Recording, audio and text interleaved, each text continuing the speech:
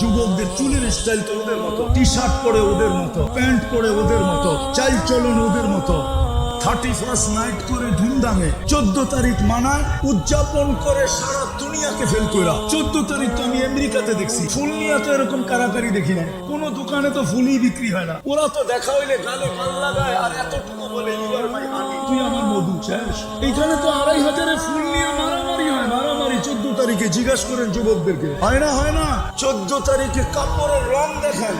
ফ্যাক্টরিওয়ালারা 3 মাস এখন থেকে কালারিং কাপড় বানানো শুরু করছে, ঠিক না? পহেলা বৈশাখ তো বাদেই দিলাম। ও তুমি যদি নবীর গোলাম হও তাহলে তোমার রূপরেখা এরকম কেন? আজকে যে আল্লাহ আমাদেরকে পিটাইতেছে, এই জন্যই পিটাইতেছে, এই জন্য পিটান। আমি তো বলবো কেউ পিটায় না, আল্লাহ পিটাইতেছে আমাদেরকে। কেন পিটাবে না?